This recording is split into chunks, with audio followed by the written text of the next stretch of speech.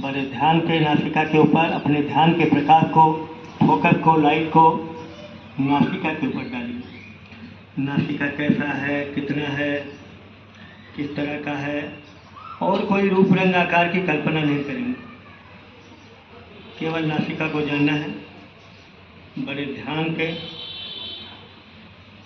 शांत चित्त से, सजग चित्त से, क्षमता भरे चित्त। बहुत ध्यान देंगे तो पता लगेगा वहाँ भी कुछ बन रहा है, बिगड़ रहा है, उदय व्यय अस्त व्यस्त हो रहा है, कुछ भी स्थिर नहीं है। नासिका के नीचे ऊपर वाले होठ तक, ऊपर वाले होठ से लेकर नासिका की ऊंचाई तक इतनी दूर में ध्यान को रखिए और जानते रहिए कैसी संवेदना हो रही है, कैसा लग रहा है। और सीधे सीधे सिर के ऊपर जाइए, तालू के बीचों बीच, अपने तालू के बीचों बीच स्थान को घेरिए। छोटी जगह में धीरे धीरे स्थान को बढ़ाएंगे और बड़ी जगह, और बड़ी जगह में जहाँ हम मन को ले जा रहे हैं वहाँ कैसी संवेदना हो रही है उसको जानिए। कुछ तनाव की, दुखाव की, गर्माहट की, खुजलाहट की, जो कुछ भी लगता हो उसको जानिए। धीरे धीरे बढ़ते जाइए, स्थान को बढ़ाइए। पूरे सिर के ऊपर वाले भाग को, एक एक इंच को जानिए, और सिर के पीछे, फिर सिर के एक बगल, फिर पीछे, फिर दूसरे बगल।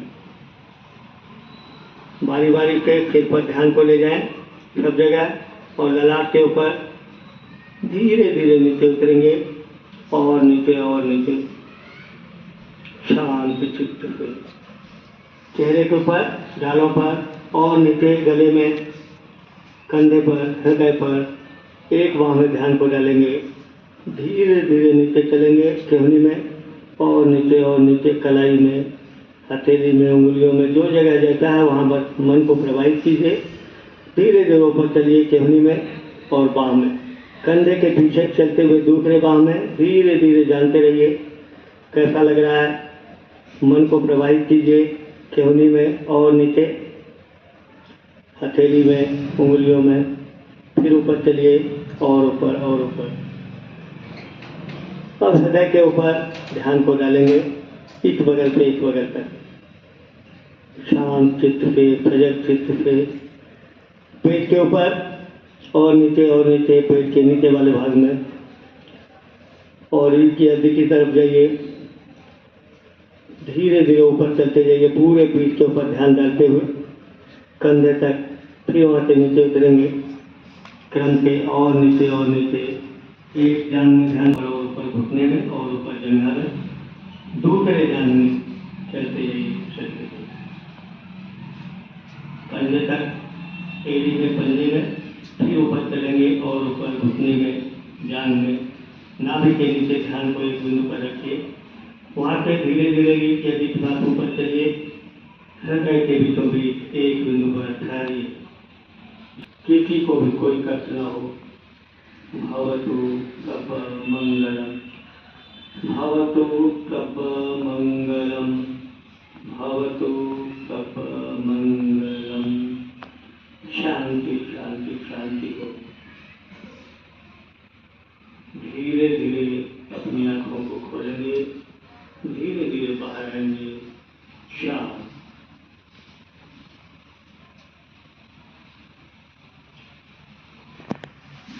बहुत अच्छे। अच्छा लगा आपको? अच्छा लगा? देखिए आपका मन बहुत शांत हो गया ना। ऐसे मन को शांत होने के बाद प्रातःकाल सुबह उठते ही, बिस्तर से उठते ही आप कर सकते हैं, और उसके बाद पढ़ेंगे तो कितना भी कठिन विषय से निर्मित होकर सुबह जो पढ़ेंगे पढ़ा हुआ याद होगा। Early to bed and early to life makes a man healthy wealthy good and wise. जो मनुष्य जल्दी सोता है और जल्दी जग जाता है वो बुद्धिमान, स्वस्थ, धनवान, सब कुछ बन जाता है। तो आप ब्रह्म मुहूर्त में उठकर पढ़िए, और इस तरह ध्यान करके पढ़ेंगे तो बहुत ही अच्छा होगा, आपकी उन्नति होगी। अब हम कुछ स्वस्थ रहने के बारे में और थोड़े से देते हैं, फिर हम थोड़ा योगासन कराते हैं। ये है कि आपका शरीर और मन भोजन से ही बनता है। आपका शरीर, आपका मन भोजन से ही बनता है। अगर भोजन सात्विक है, मेहनत की कमाया हुआ है, तो आपका खाया पिया लगेगा, आपके काम आएगा और अच्छी बुद्धि बनेगी, अच्छा विकास होगा। अब रही बात चाय की, हमारे देश में पहले अंग्रेज लोग आए, उन्होंने देखा कि इस देश में बहुत तगड़े लोग होते थे। कहते हैं कि कुछ अंग्रेज जंगल में चले गए घूमने, उन्होंने देखा कि एक आदमी जंगल में पेड़ के नीचे सो रहा है। जंगली आदमी था, बड़ा तगड़ा था, पेड़ के नीचे सो रहा है और ऐसे जोर जोर से सांस ले रहा था। इस तरह से सांस ले रहा था ना, तो उसके सांस के पत्ते उड़ रहे थे।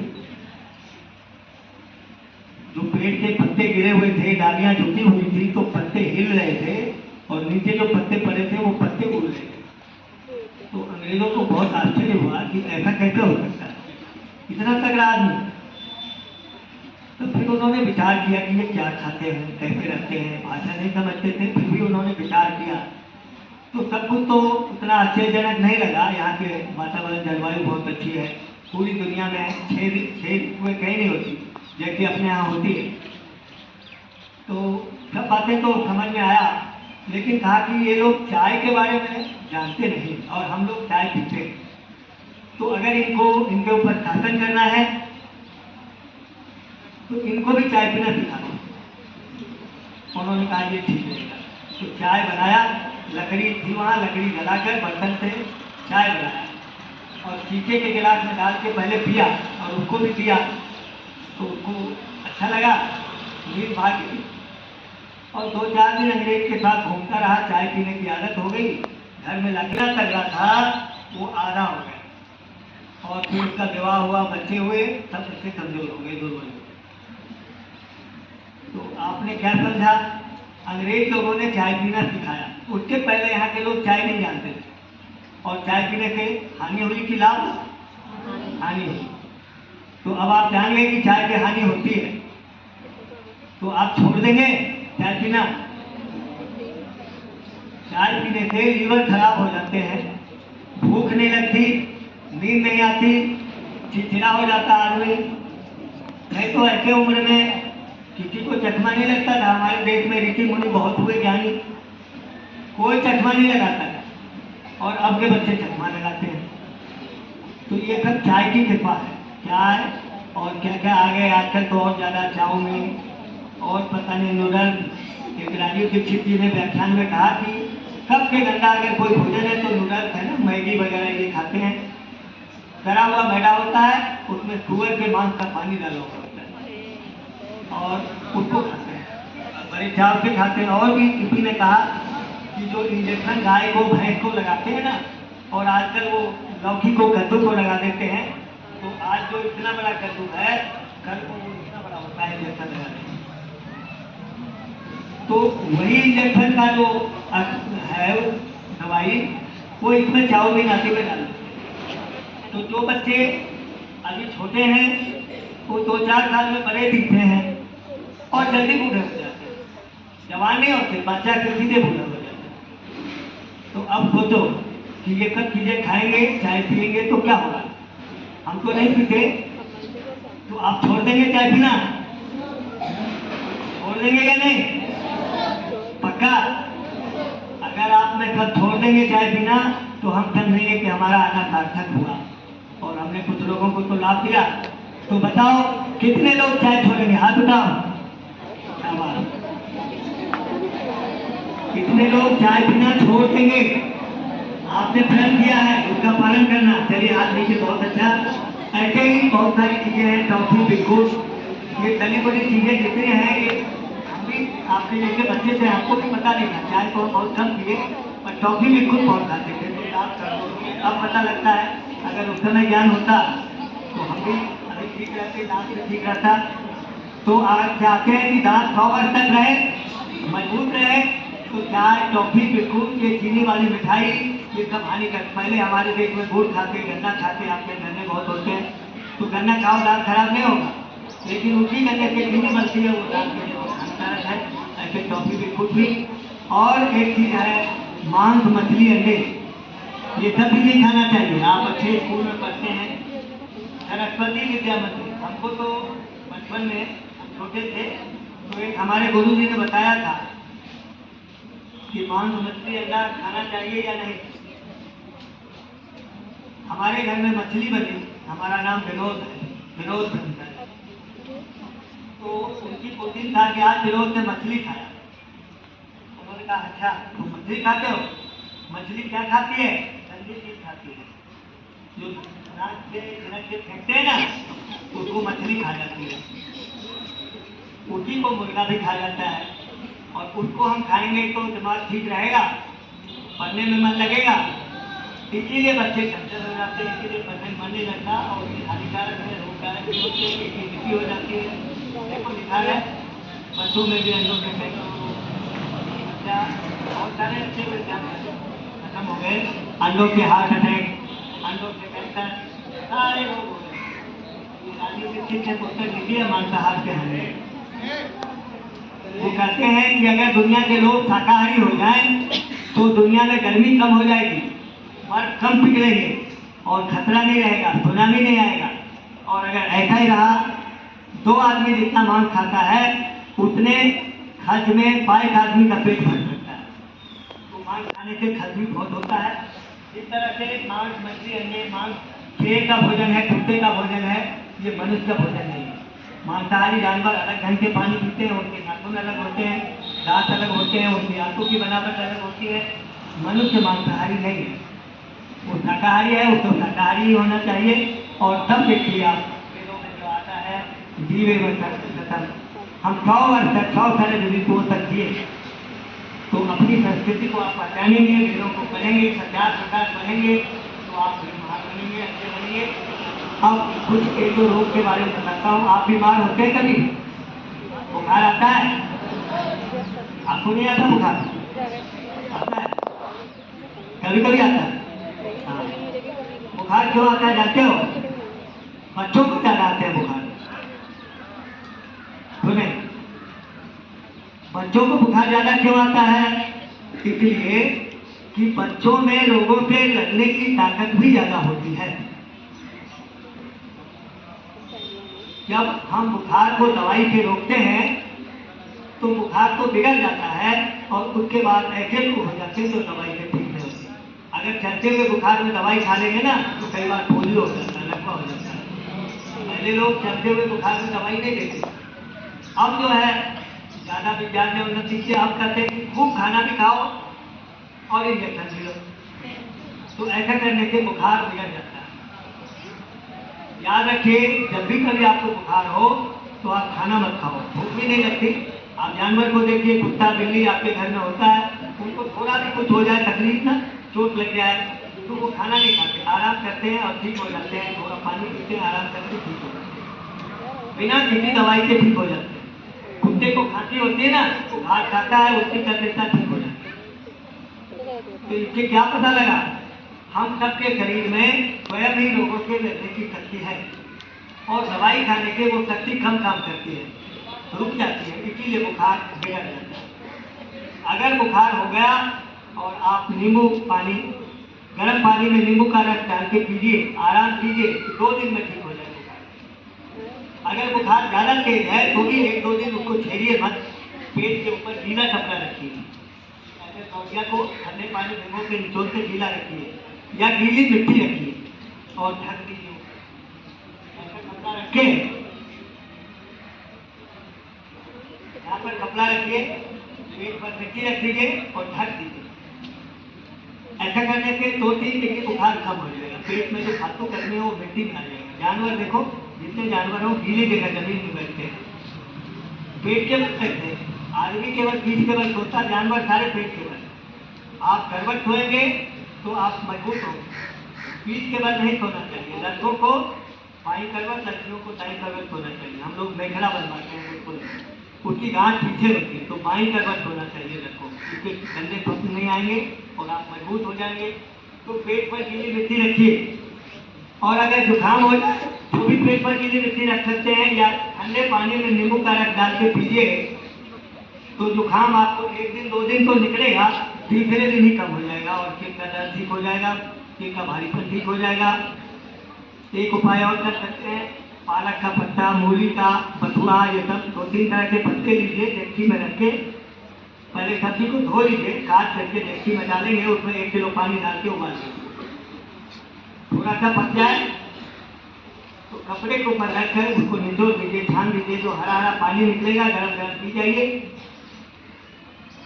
छोटे बच्चे 1 गिलास, बड़े बच्चे 2 गिलास पी जाइए, तो जो बंद नाक है वो खुलने लग जाएगी और 2 जुकाम का असर लग जाएगा। फिर का हो जाएगा, सर्दी बुखार दोनों ठीक है। जब भी बुखार है तो पेट को आराम देना चाहिए, 1-2 टाइम खाना नहीं खाएंगे तो कुछ नहीं होगा, उससे बुखार जल्दी नहीं। बस बुखार का सबसे अच्छा इलाज ये है कि आप खाना मत खाइए, ज़्यादा तेज है तो पेट को गीले कपड़े पोंछिए, और भी ज़्यादा तेज हो रहा तो सारे शरीर को गीले कपड़े पोंछ के ढक दीजिए, इसको स्पंज करना बोलते हैं। ऐसा करने से बुखार कम हो जाएगा, धीरे धीरे ठीक हो जाएगा, बिगड़ेगा नहीं। टाइफाइड भी हो जाए तो भी 2 दिन 4 दिन फलों के रस में रहिए, दूध का वो फटाकर उसका पानी पीजिए, एनिमा से पेट साफ कीजिए।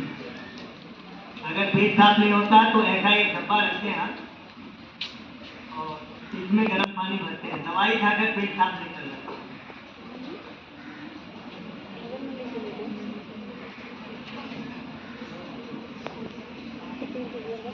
एनिमा है, इसको डिब्बा को टांग दीजिए ऊपर,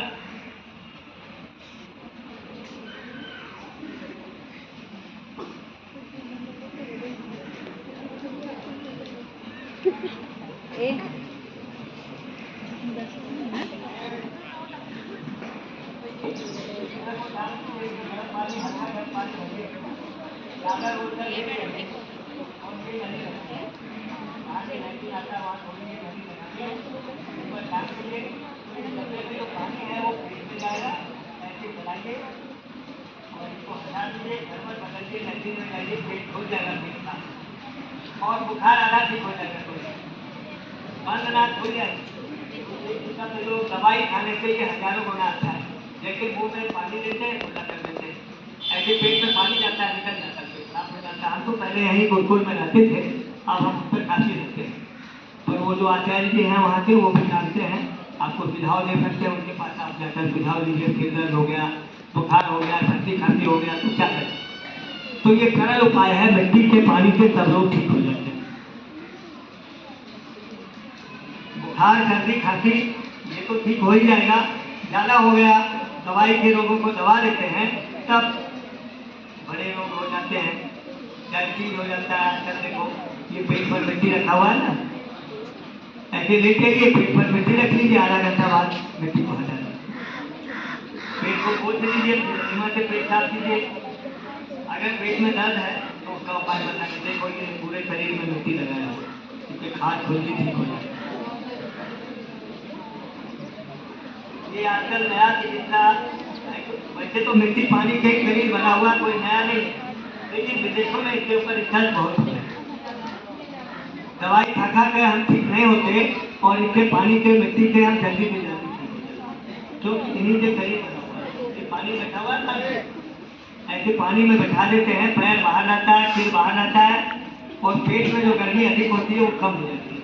5 मिनट पानी में बैठिए और फिर तो इससे डायबिटीज ठीक हो जाता है, दमा ठीक हो जाता है, दोनों का दर्द, दमा, डायबिटीज कोई भी हो हम आपको बता देंगे और आप हमारे पास जो भी भेज सकते हैं। कोई ऐसा दवाई खा खा के परेशान हो गया तो मिट्टी के पानी से सब लोग ठीक हो सकते हैं। ये थोड़ा सा संकेत किया हमें, किसी को आप में से किसी को कोई कष्ट है, कोई पूछना चाहते हैं कि जी हमको ये कष्ट है, हम दवाई खा खा के परेशान हैं, ठीक नहीं होता, तो कोई पूछ लो, हम बता देंगे। मान लो किसी को दांत में दर्द है तो क्या करें, दांत में दर्द है तो क्या करें, एक बार मुंह में गर्म पानी लिया, फिर कुल्ला कर दिया, फिर ठंडा लिया, फिर कुल्ला कर दिया, फिर गर्म लिया, ऐसे गर्म ठंडा कुल्ला करेंगे ना तो दांत को आराम मिलेगा और दांत का दर्द ठीक हो जाएगा। ऐसे देखिए ये रबर की थैली है ना, इसमें गर्म पानी भरते हैं, यहाँ तक गर्म पानी भरते हैं, और मान लो कमर में दर्द है तो 3 मिनट गर्म कीजिए,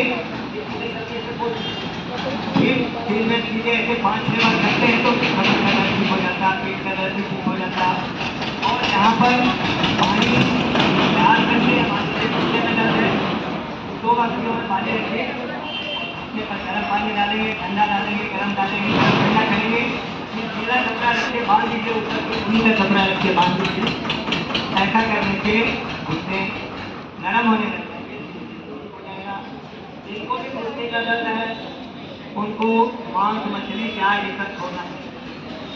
ये पत्ती जो है तुलसी की पत्ती कपड़े में भिगो के निचोड़ के पेट में लपेट देते हैं, ऊपर से ऊनी का कपड़ा लपेट देते हैं। ऐसा करने से 5 मिनट ठंडा लगेगा, फिर गर्म हो जाएगा और पेट में जो गैस वगैरह है वो ठीक हो जाता है। कई लोगों को पूछते हैं खैनी क्यों खाते हो, कहता जी पेट में गैस हो जाता है। बीड़ी क्यों पीते हो, गैस हो जाता है। तो बीड़ी खैनी से गैस ठीक नहीं होगा।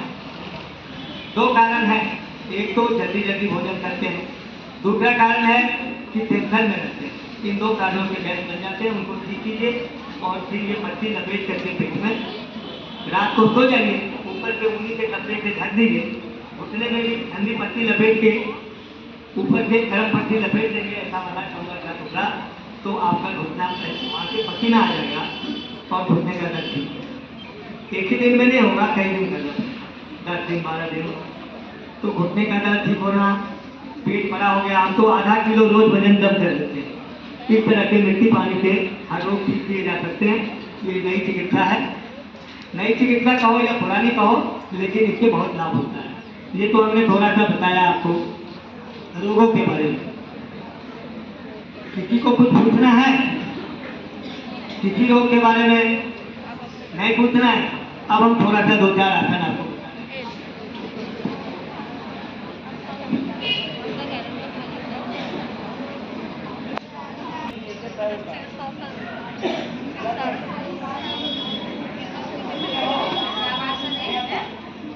बताते हैं आपको।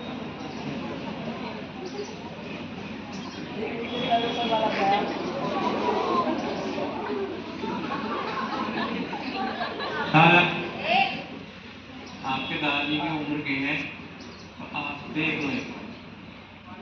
अगर आप भी दूसरे स्कूलों में जाएंगे बताएंगे तो अच्छा होगा ना। अब देख हम तो अकेले हैं, हम कहाँ जाएंगे, कहाँ कहाँ प्रचार करेंगे, हमारे जैसे हजारों आदमी होने चाहिए। इसलिए एक कहावत है, पैर गरम पेट नरम और सिर ठंडा और आवे डॉक्टर तो मारो डंडा। आवे डॉक्टर या वैद्य तो मारो डंडा कहने का मतलब ये है कि ये स्वास्थ्य का सूत्र है। अगर पेट नरम रहेगा तो सिर अपने आप ठंडा रहेगा और पैर अपने आप रहेगा। केवल पेट को केवल ठंडा रखिए, पेट को नरम रखना सीखिए। पेट को नरम कैसे रखेंगे, खाना खूब चबा चबा के खाएंगे। जल्दी जल्दी खाएंगे तो जल्दी जल्दी मर भी जाएंगे। खाना आराम से चबा चबा के खाइए। खाना खाते ही पानी मत पीजिए, चबाने वाली चीज़ें ज़्यादा कीजिए। जब दांत है तो खूब चबाने का काम दांतों से लीजिए, तो मुंह में भोजन ज़्यादा समय रहने से जल्दी पकता है, पेट में कम समय लगता है। जल्दी जल्दी खाते हैं तो पेट में चिपक जाता है, ज़्यादा देर जाता है, उसी सारे लोग। अब हमारे पेट को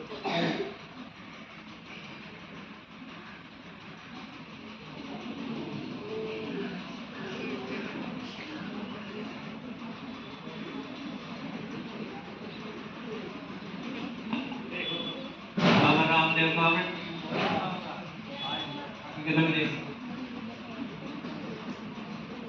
आपको आता है तो कठिन नहीं है। आप पेट को नरम रखिए, बांस को हम बाहर निकाल रहे हैं, ऐसे देखो।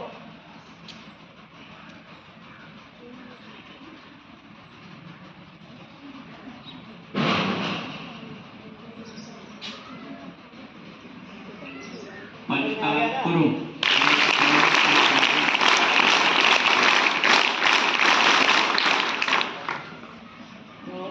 इस तरह से आप पेट को बनाना सीखेंगे तो बहुत सारे लोग तो वैसे ठीक हो जाएंगे, क्योंकि आजकल लोगों के पेट भी टाइट होते जा रहे हैं, पेट खराब होते जा रहे हैं तो रोग भी बढ़ते जा रहे हैं। अब देखिए चार ही आसन बताएंगे और इस 2-4 आसन से आप स्वस्थ रहना सीख जाएंगे, चलेंगे। आप भी बच्चे हैं, अभी कर सकते हैं।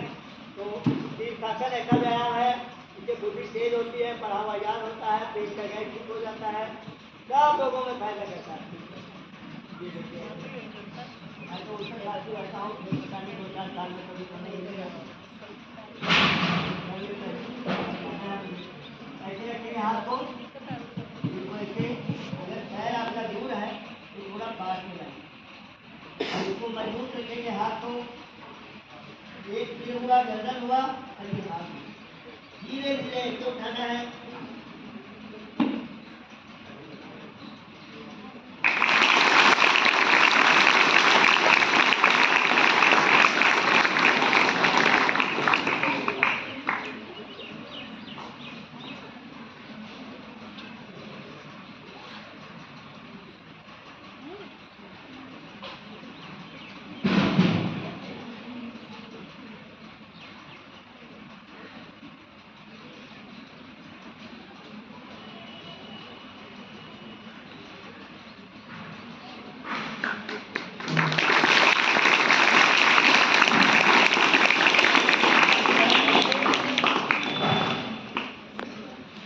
अभ्यास करेंगे तो गिरेंगे नहीं, रोक के खाएंगे, आराम में आप विवाद के साथ कर सकते हैं।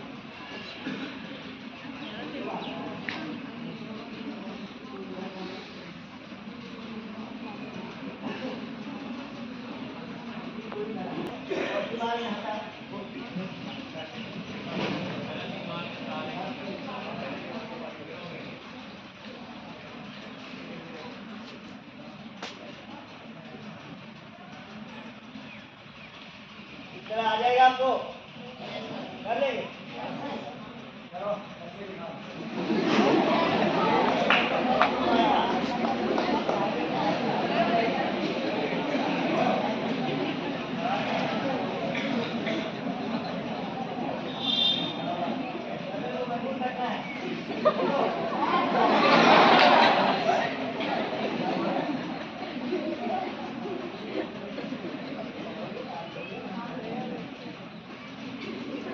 आप करोगे नहीं आएगा।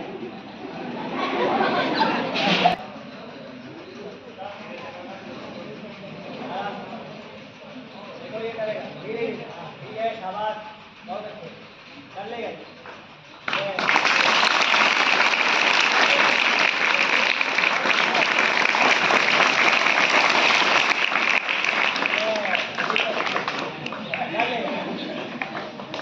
देखो हाथ पर ऐसे करना है,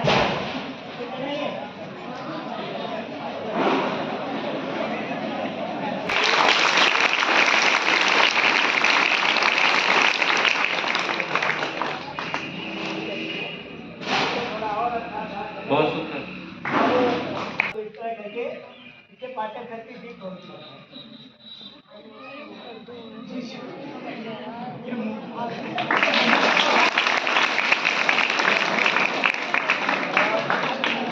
बच्चों के लिए जल्दी चलाने वाला आसन, होता है आसन।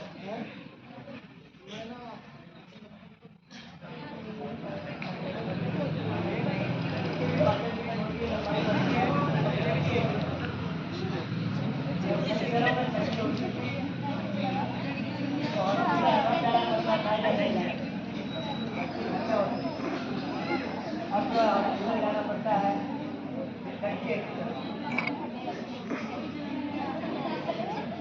एक मजबूत होते हैं। ठीक है, और कमर में दर्द ठीक करने के लिए आसन है। कोई दर्द है, कोई गंभीर होता है।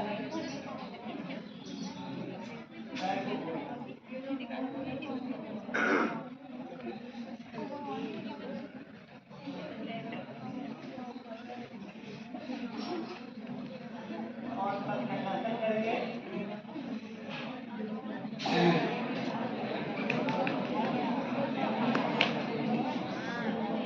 आ जाएगा, आ जाएगा। हाँ जी।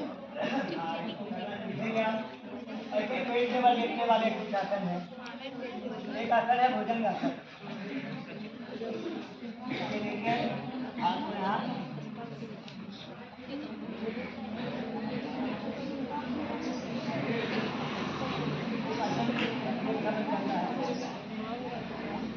सिर और पैर को मिलाना है।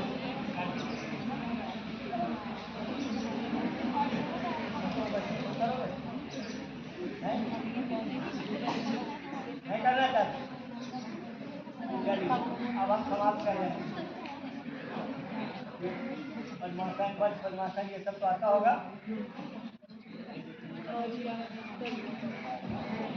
जब आसन काफी अच्छा हो जाए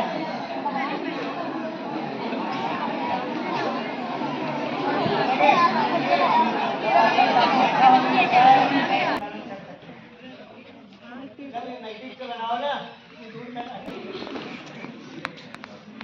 देखिए सांस को बाहर निकाल रहे हैं। प्राणायाम तब करना चाहिए जब पेट साफ हो, खान पान सुधर जाए। सांस बाहर निकालिए।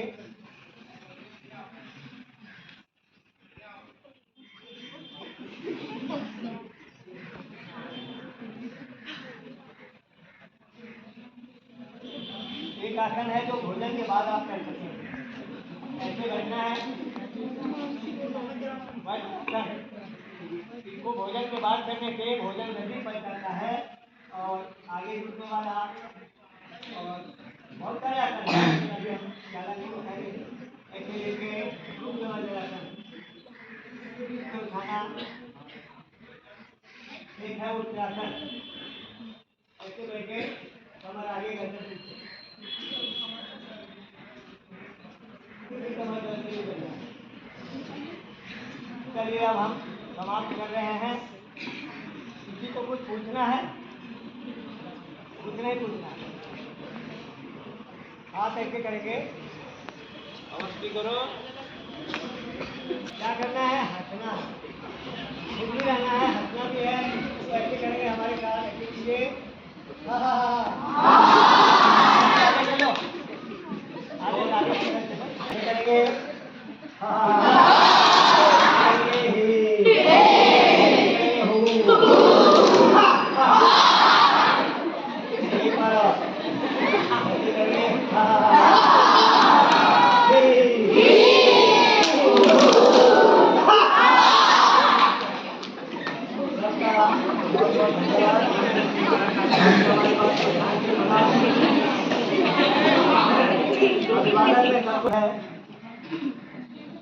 अगर हम एक ही फल को मानेंगे तो हमारा संगठन होगा, मिलजुल कर हम रहेंगे और बलवान बनेंगे, मजबूत बनेंगे, देश को मजबूत बनाएंगे। तो इससे हमारी उन्नति होगी, हमारा राष्ट्र एक बनेगा। आपका विद्यालय आरएसएस से संबंधित है। आरएसएस ने आर्य समाज के लिए बहुत कुछ बातें दी है, राष्ट्रभक्ति, नैतिकता, संगठन। तो अगर हमारा परमात्मा भी एक होगा तो हम और भी मजबूत हो जाएंगे। ठीक है, सबका भला हो, सभी को नमस्ते। बहुत अच्छा लगा और बहुत अच्छा लगा। तो हम भैया बहन भी बहुत सारी चीजें आज आपने बताई कि जो हम स्वस्थ रह सकते हैं। चाय की बात है, देखो चाय के बारे में हम सब जानते हैं, मैं भी जानता हूँ और हम भी चाय बहुत पीते हैं, इसलिए हमने हाथ भी नहीं उठाया। तो वास्तव में वो जहर है, वास्तव में जहर है, लेकिन आज की मजबूरी हो गई है वो। तो हम सब भैया कोशिश करें कम से कम पिए, उसे आदत में न बनाएं, कम से कम पिए।